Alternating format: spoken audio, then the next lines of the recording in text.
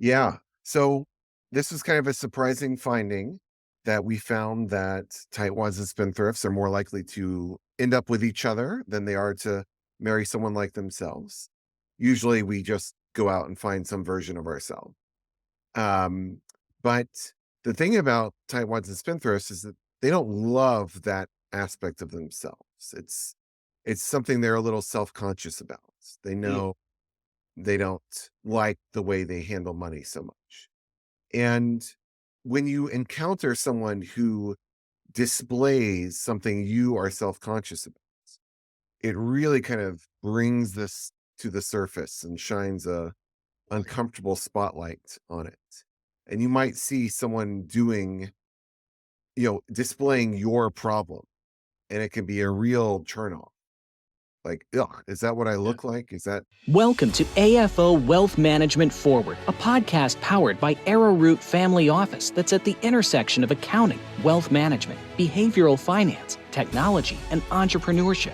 We help accounting firms and financial advisors grow their practice by going beyond the numbers as we learn from industry leaders and subject matter experts to discover the secret to their success. A podcast that highlights everything from the transformative power of AI to embracing the human-first approach of behavioral finance to help you understand the psychological and emotional relationships to money and meaning. Here is your host, Rory Henry, director at Arrowroot Family Office and author of Holistic Guide to Wealth Management. All right. Hello, everyone. I have a phenomenal guest joining us today. He is an associate professor of marketing at the University of Michigan's Ross School of Business. He's the author of the book Tightwads and Spendthrifts, Navigating the Money Minefield in Real Relationships. I'm excited to talk about all things behavioral finance, spending, saving, and how we can better relate to each other when it comes to money. So without further ado, let me introduce our guest, Scott Rick. Scott, welcome to the show. Rory? Thanks so much for having me. Happy to Yes, be here. yes, buddy. We can go down a number of different avenues here. I want to talk about Sammy Davis Jr., as you Yes. talks about in the book. Also, how Spendwads and tight thrifts relate to each other. But before we kind of dive in here, why don't you provide our audience, a definition of what a spendthrift is and what a tightwad is? Yes. Well, they're kind of two ends of a continuum, I think, that we all kind of fall somewhere on. Um, the classic tightwad is someone who, if you just looked at them on paper, many of them look good in terms of their accounts and their debts. You might not think that they would be very anxious about spending money, and you might think they were quite relaxed. But a true tightwad, despite having money to spend, is very reluctant to do so. There's a lot of anxiety and distress at the thought of spending money. There's a lot of concern about what am I giving up later? Am I going to go broke eventually? And so they end up not buying things that they kind of, at some level, recognize that they should buy. And certainly the people around them recognize that they should buy that. And so that can be kind of a frustrating experience. Um, Spendthrifts have a very different problem. Uh, for people like me, spendthrifts, it's like someone cut the brakes on the car, and we just don't have enough kind of holding us back. If we Yeah. see something that kind of catches our interest, Yeah.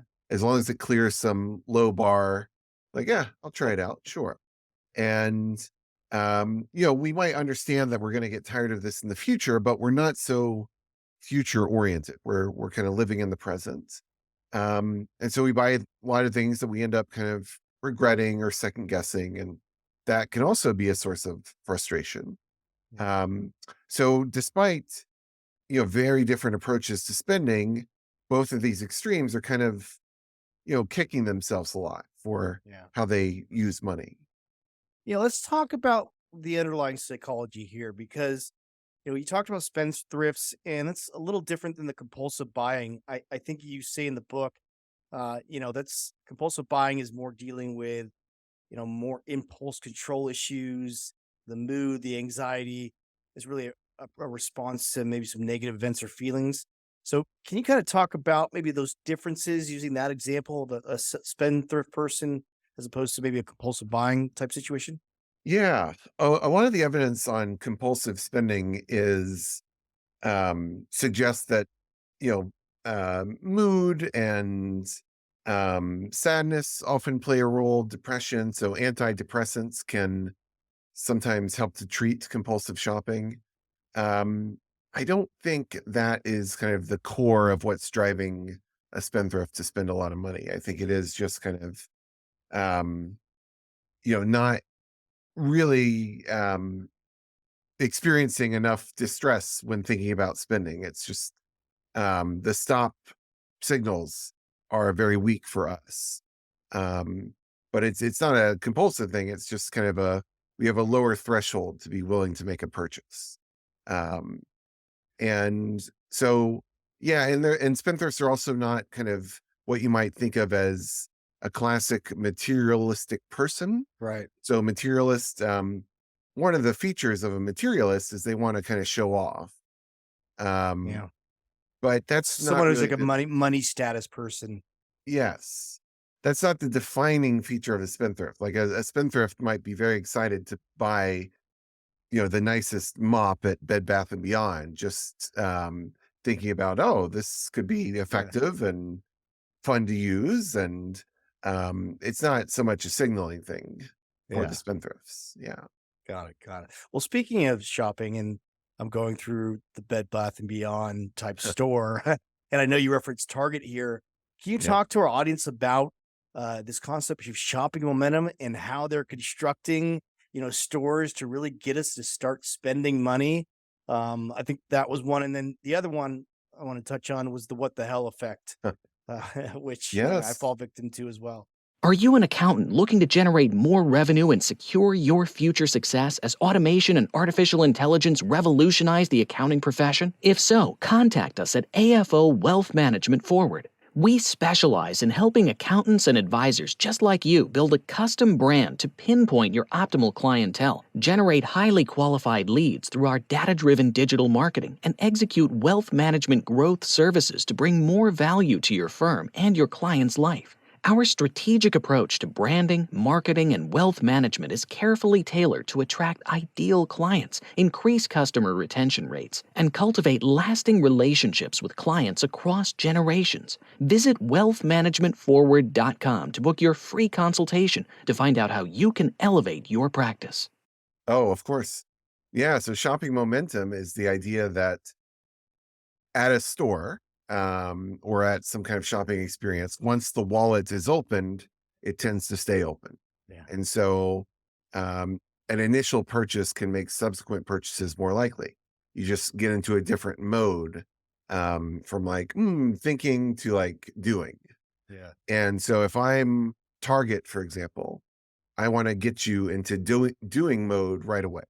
So I want to put like a bunch of really cheap items at the door. Maybe if you're shopping with a Socks. kid, they can coerce you into like putting something in the cart. I want to break the seal on the cart, Ah. and that's going to make subsequent purchases easier.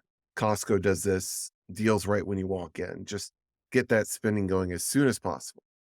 And yeah, that initial purchase will loosen people up. So that's shopping momentum. And yeah, what the hell is a very related phenomenon, which is that this was discovered by people who research eating and dieting. Yeah. And the idea is that once you kind of blow your budget or your allowance for a particular day, um, you're like, well, today's shot. So what the hell? I might as well enjoy myself. And so once I have like, a piece of cake that kind of wrecks my calorie goals for the day, then all bets are off. I might as well have, the whole buffet and just kind of start over tomorrow. Um, and this is something that spendthrifts, I think, are especially susceptible to, where if they happen to have a budget and they blow through it, then, um, you know, have fun, go for it, and then start over next time. Sure. Yeah, I didn't hear what you just said. I can edit that out here, Scott. And that kind of goes with when you purchase a car, you go to that finance department. they start doing all those add-ons where they really get you, um, with the momentum there. So that's almost like the what the hell, as well as you've already started making the decision of spending money. Is that what's happening when they're you that finance department adding all those additional um, Yeah, the bells and add-ons, whistles? the bells and Yeah, yeah, whistles. the bells. Absolutely. That is, yeah, that's momentum. That's what the hell. And, it'd be a lot harder to sell the sunroof a month later when you're Yeah, just looking at that in isolation. But once you've already spent or committed to spending 40 grand, well, what the hell? What's another thousand or, 2000 for these little add-ons? And right. so they know the exact moment to get Yeah. those. Now let's go into one of the famous spendthrifts here, Sammy Davis Jr. I remember that story when I heard the book. I'm a big fan of Sammy Davis. Can you talk about the watch story and how he's really one of the legendary spendthrifts out there?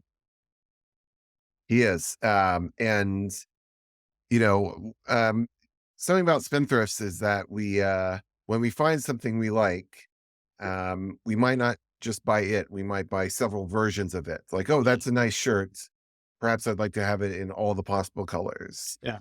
Um, and yeah, he was just kind of um this larger than life spender. And he got advice at one point from a very well-meaning accountant saying you must stop spending. Things are dire. And he was explaining, like, in your tax bracket, um, you're not considering taxes enough. And Sammy was like, well, what is a tax bracket, by the way? Um, anyway, the accountant thought he got through to him saying, stop frivolous spending. And so Sammy, after this meeting, to thank the advisor, the accountant, he goes down the street to a jewelry store and gets him a solid gold cigarette lighter and gets engraved on it, "Thank you for the advice about spending, your friend Sammy." Like, oh, he just couldn't help himself. That's how he expressed his love Yeah. uh, through big purchases. Yeah. I mean, relate to it.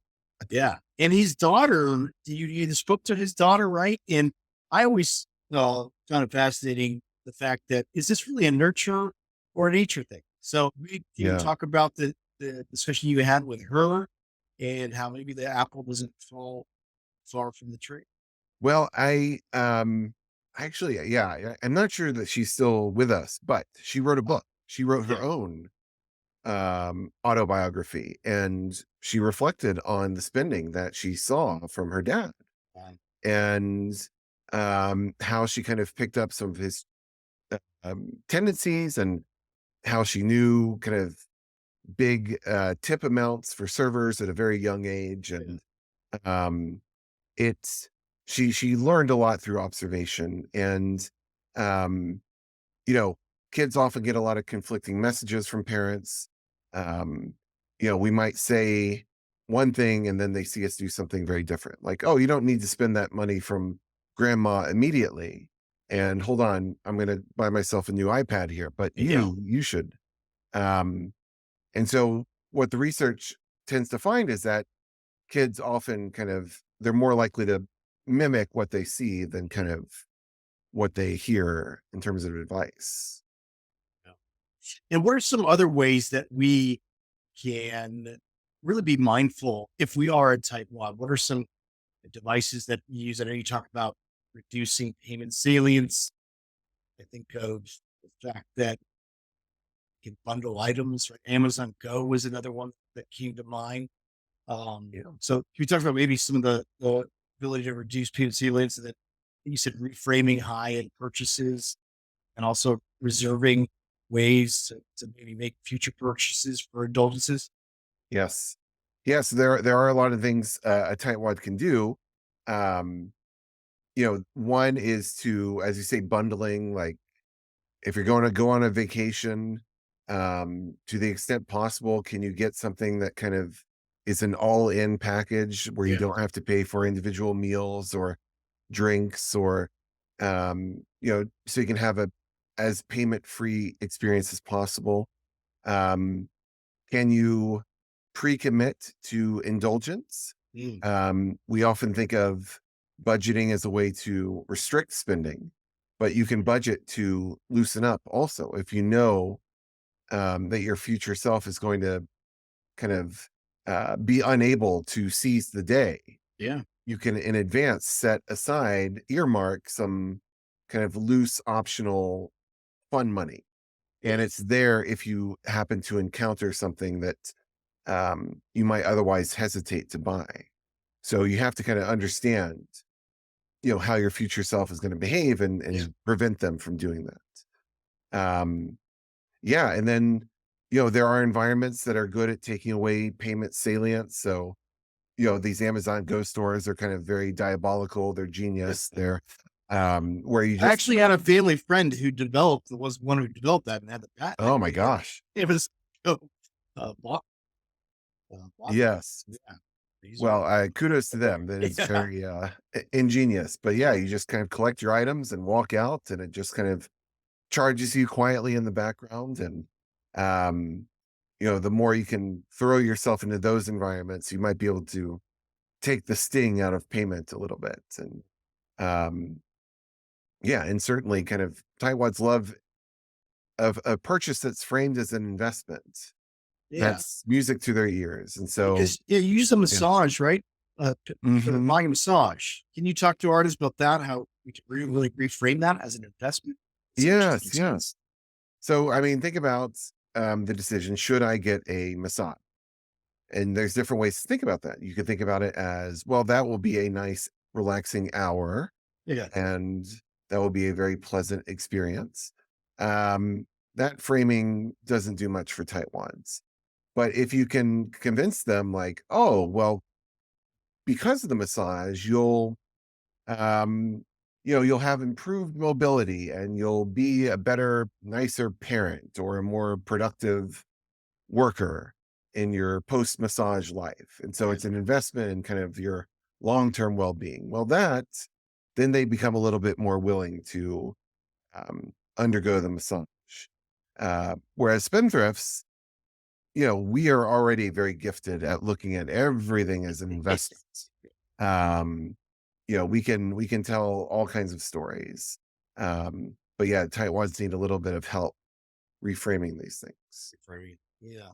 And on the opposite side, for spendthrifts, we want to increase payment salience. So things like carrying cash, right, would be a ways to improve, uh, our ability to maybe not spend as much. Can you talk about some other ways that we can Yeah. budgets?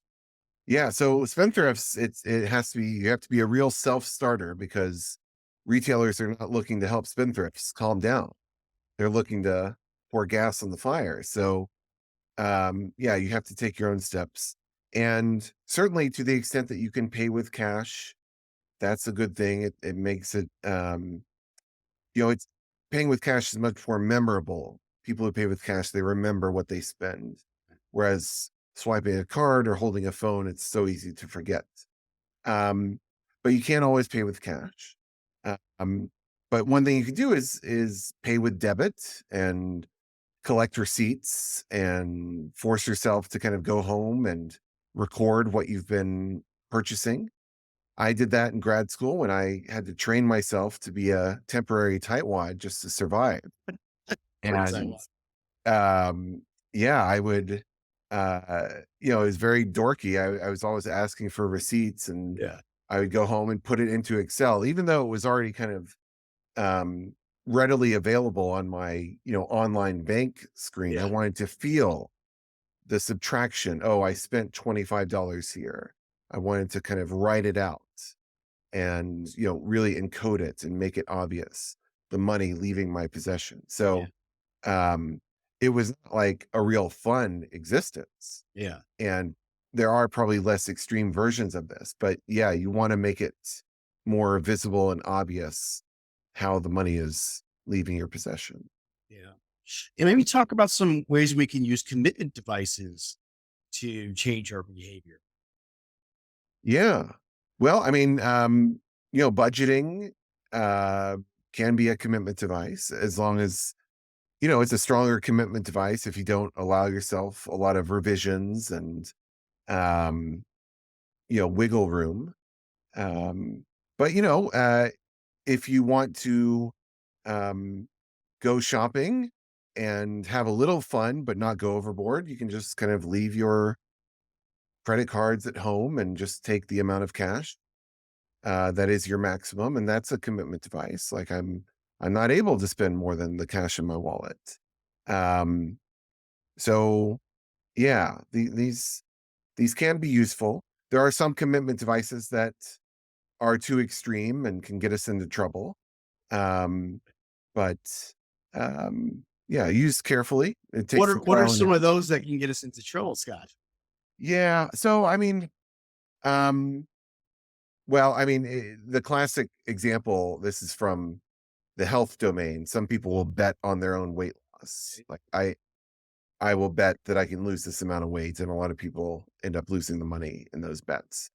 Um, but no, one thing I bring up for tightwads is like, consider a credit card with like a big annual fee that will give you kind of, oh, you get $200 on hotels and $200 on flights and all these credits. And like you're pre-committing to, um, you know, take on these different adventures. Well, I mean, it's possible that you get the card, you pay the fee, and you just can't get yourself to go on these adventures, even though you have this nice credit starting you. So, um, that could be a backfire, certainly. So it takes some trial and error, but that's how I see some of these annual fees. Yeah. Speaking of adventures here, it made me think of the portion of the book where you talk about college students and how they came back from break and they regretted that they spent too much. Yeah. But then when you ask the question to alumni who graduated 40 years prior, they wish they would spend more on those experiences. I just wrote an article for Intuit a couple months back about how Gen Z is going through what's called soft savings phenomena. They have Mm, so much savings, saving for that future distant retirement. They're putting more money into the experiences in the here and now. So, can you talk about maybe some of the research behind that, rat and spending and experiences? yeah. So, um, you know, we regret differently based on how recently an event was. And so if we have a spring break as a college kid where we've spent a bunch of money, we might kick ourselves because now we can't go out to eat and it's a real struggle for the rest of the semester. And um, we're like, why do we do that? We regret that, understandably.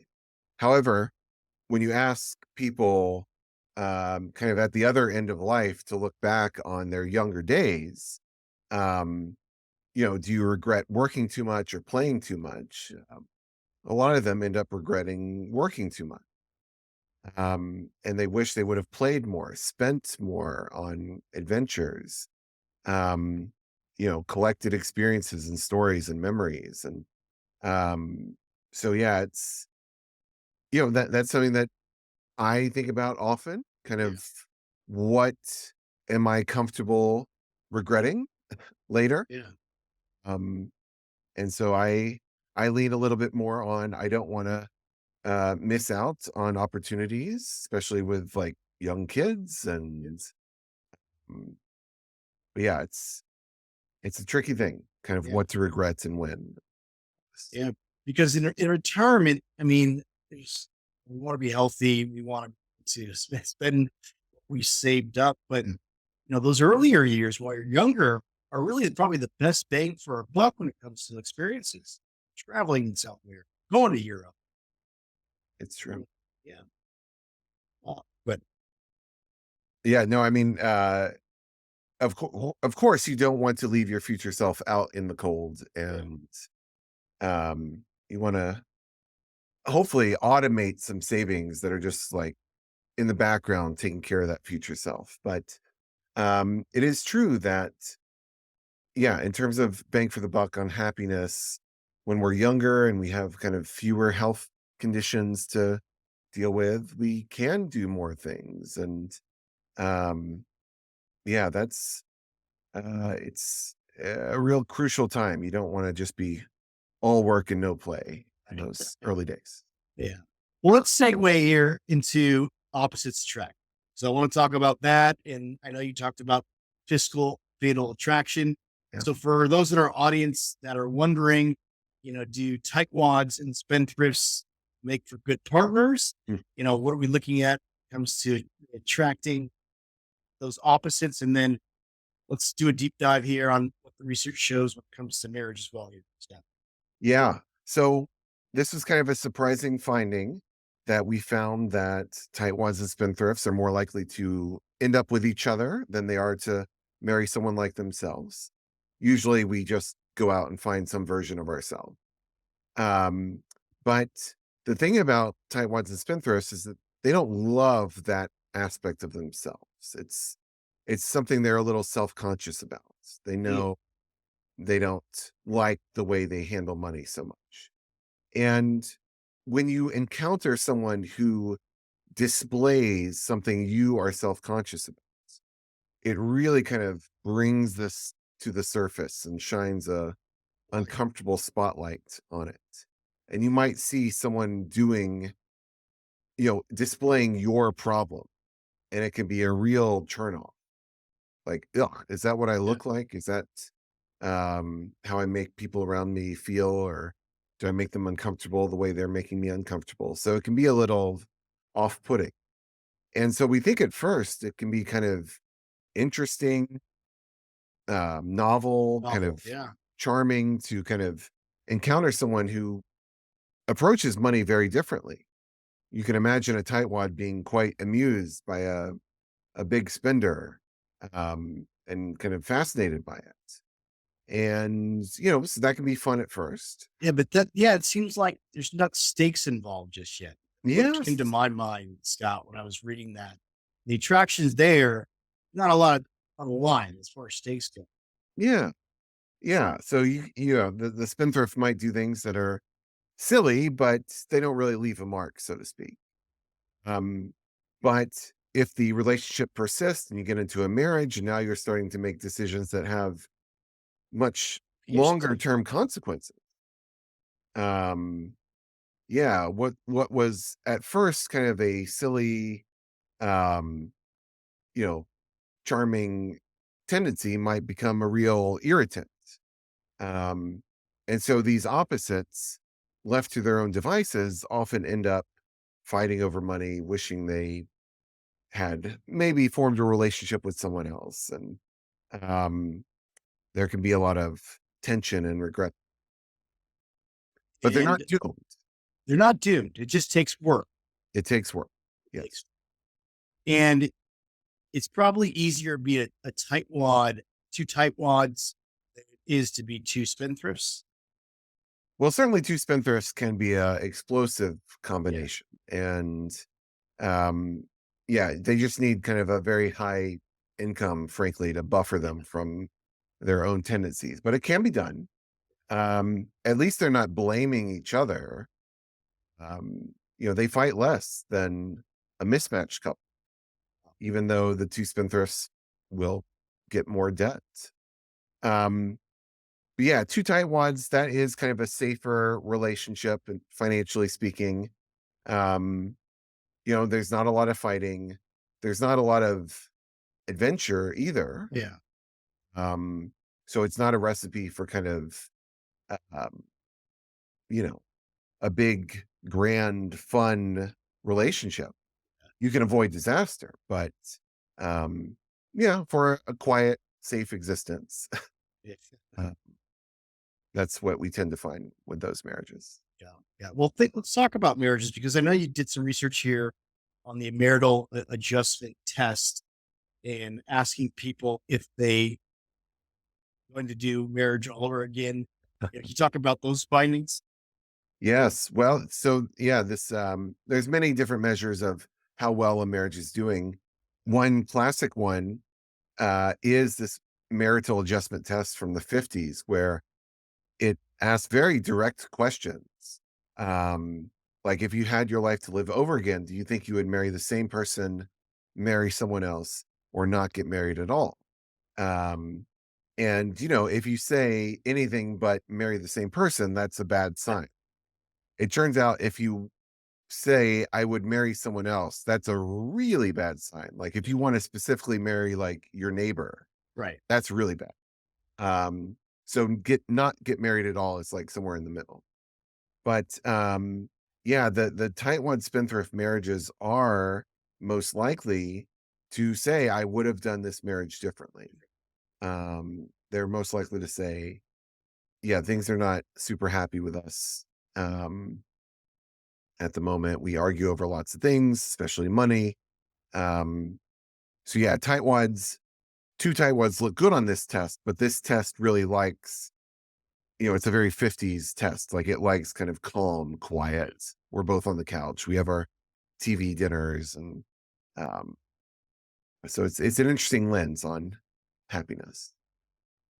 Yeah, let's go into now the psychological money laundering. So I found that too fascinating. I just spoke with also um, Financial Therapy Clinical Institute, Nathan Assel, and we talked Hmm. financial infidelity and how there's different ranges when it comes to financial infidelity. Just I'm not talking about maybe taking a cash advance out. I think you said that cash advance out when you're making a grocery purchase, all the way to having secret bank accounts or secret cards. So can you talk about maybe this psychological money laundering, financial infidelity, and part that plays? Yeah. So I love this notion of psychological money laundering. I based on um our research and research by others, I think a good account structure for a lot of couples, especially if they're mismatched, is to have a joint account that receives all incoming money. And you want to erase income differences between partners if possible. And it's just immediately our money. We both have symmetric access to our money. Um, and yeah, you want to get rid of scorekeeping to the extent possible, kind of who's bringing in what. And that's just a recipe for misery. So there's that. However, I don't think all the money should live in that joint account. Um, we can each use some of our money without kind of close monitoring by the other person. So that's why I like separate accounts attached to the back end of the joint accounts, where I know that you have put X dollars from joint into your separate account. And you know that about me, but we are not kind of privy to the line by line details of how you are using that portion of our money.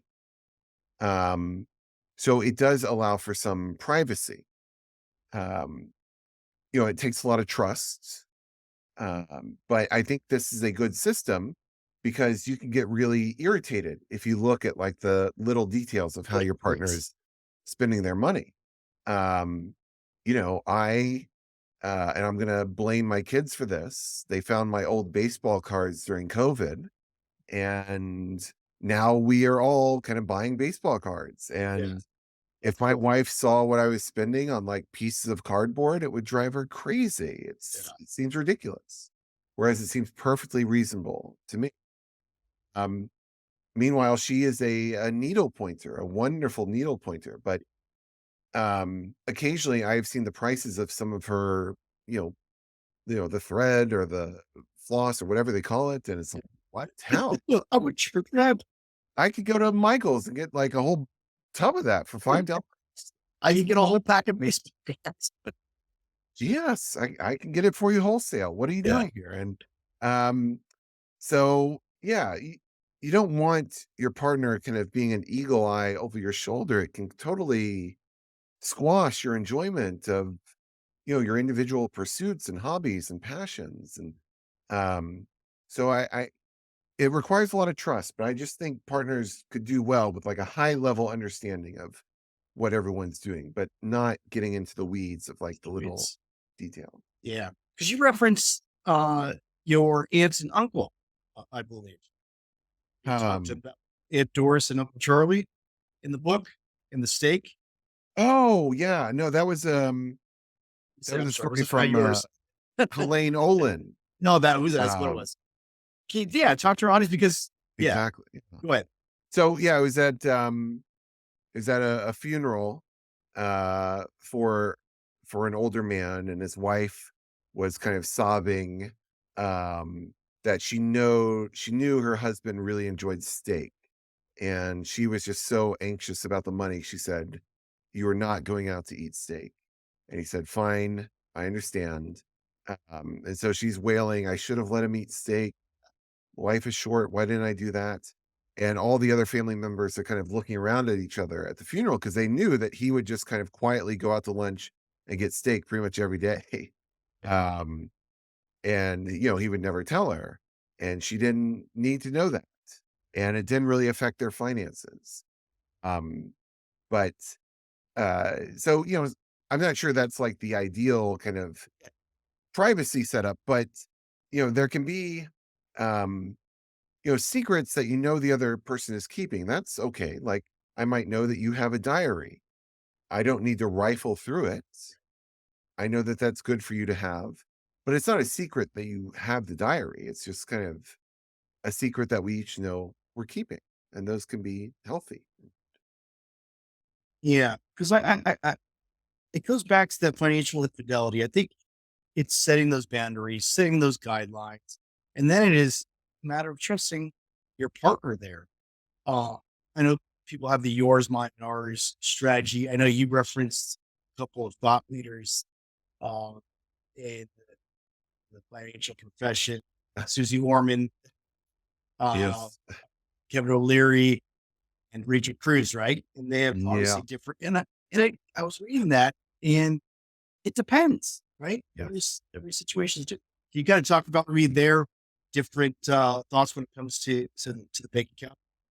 Yeah. No, there are different recommendations out there. Um, it's a whole range. Some people say, purely separate. Um, some people say kind of it has to be kind of purely joint, like this is what a marriage is for. Like, you are becoming like, it's often coming from like a religious place, like, oh, you're becoming like one flesh and all this stuff. Um, and I hear a lot about kind of yours, mine, and ours. And I think what I recommend could be interpreted like that. But I would just say that there are some yours, mine, and ours that I actually don't like.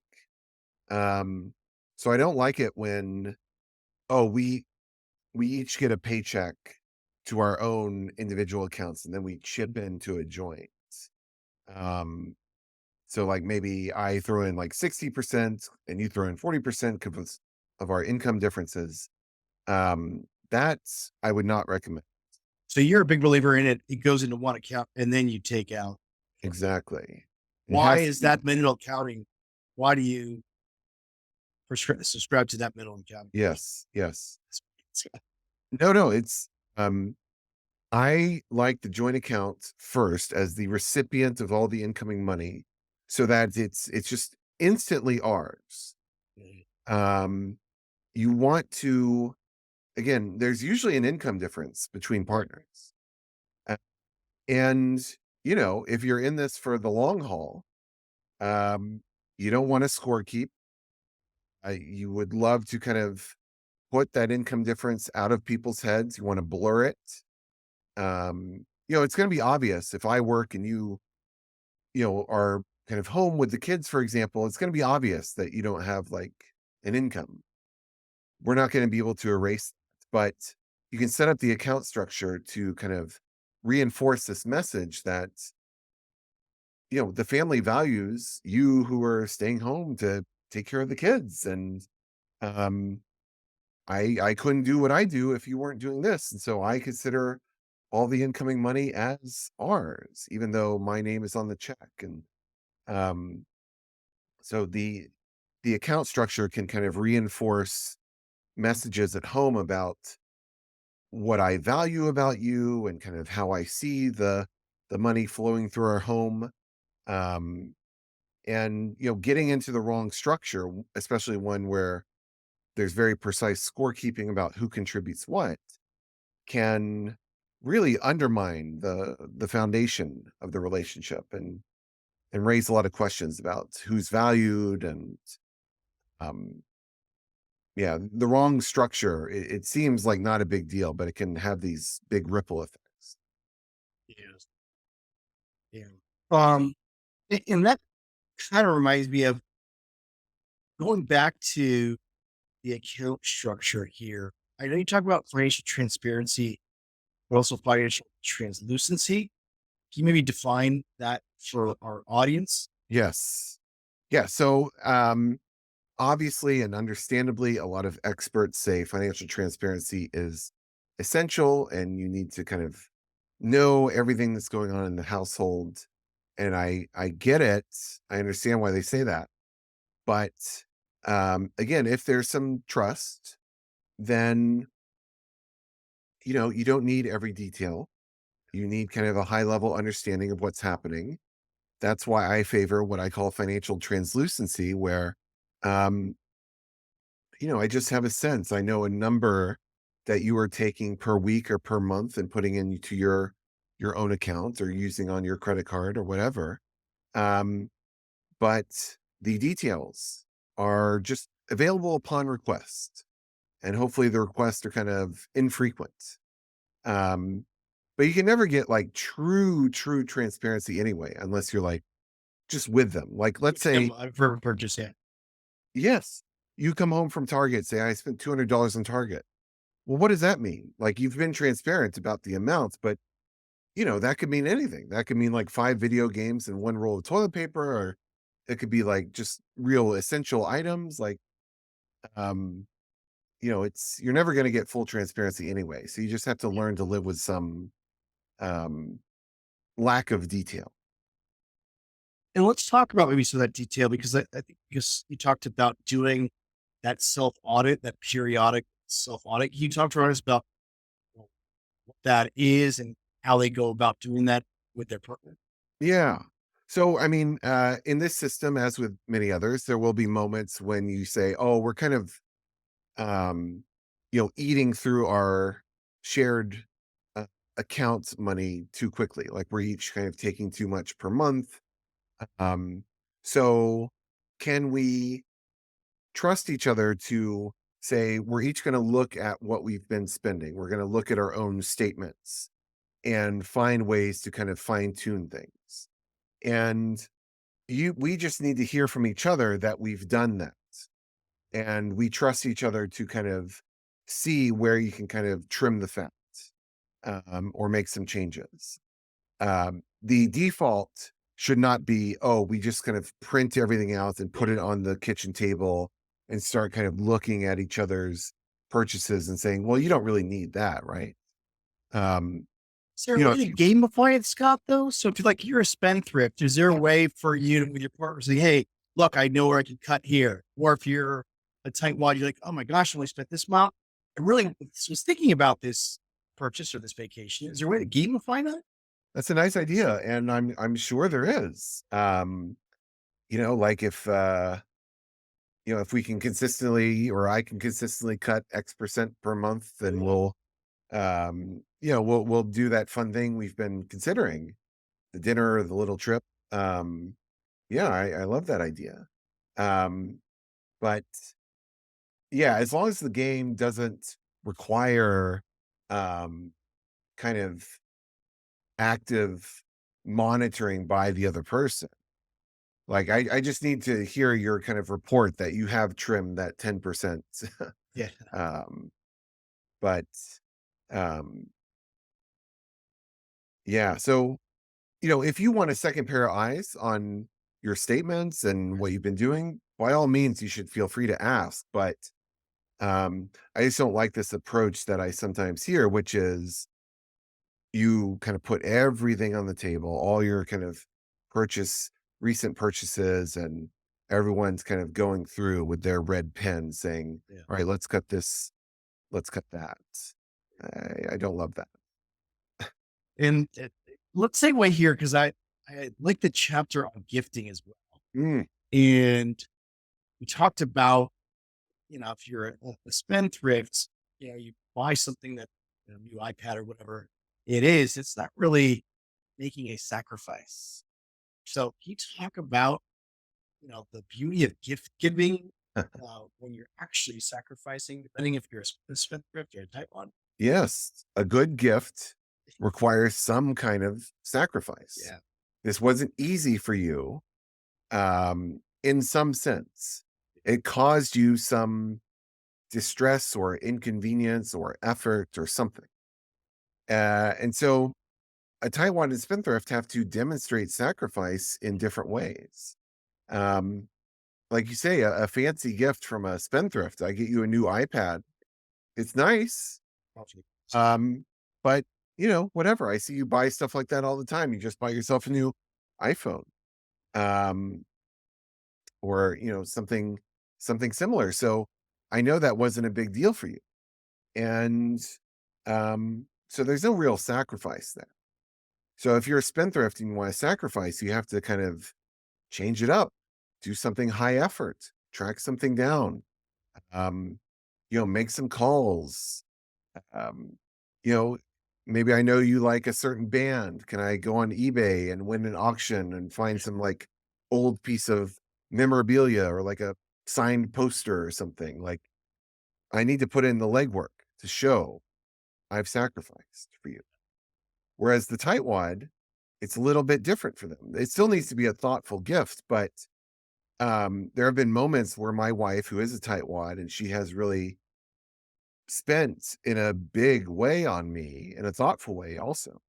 But that's really something. I know that wasn't easy for her. She doesn't spend money like that. And so I know she endured some distress to make me happy, and that's a sacrifice. That's love from my perspective. And so yeah, you have to think about kind of what the recipient kind of knows about you, the giver, and what it would be a sacrifice for you. All right. Wrapping up here, Scott, is there anything in your research that you found to be surprising throughout this process? Yeah.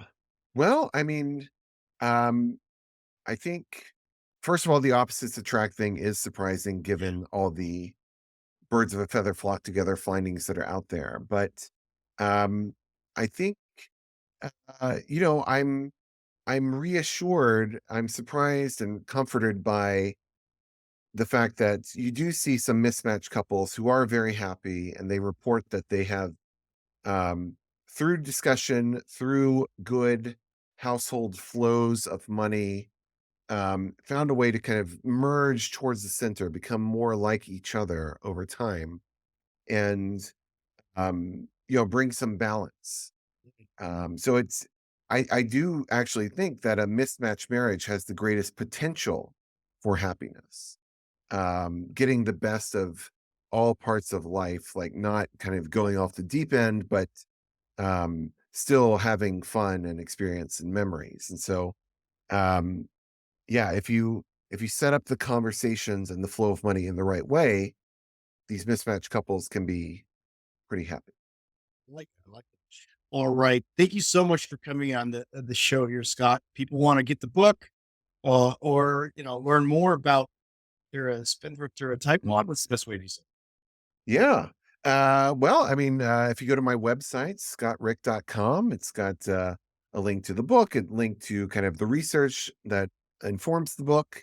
And yeah, that's a good place for all that stuff. I'm on all the socials. Happy to say hi. I'm around. But yeah. Appreciate you coming to the show here, Scott. Thank you so much for having me. Thank you, buddy. All opinions expressed by Rob Santos and Rory Henry on this website podcast interview are solely their opinions and do not reflect the opinions of Arrowroot Family Office LLC or their parent company or affiliates, and may have been previously disseminated on television, radio, internet, or another medium. You should not treat any opinion expressed by anyone as a specific inducement to make a particular investment or follow a particular strategy, but only as an expression of their opinions. Past performance is not indicative of future results.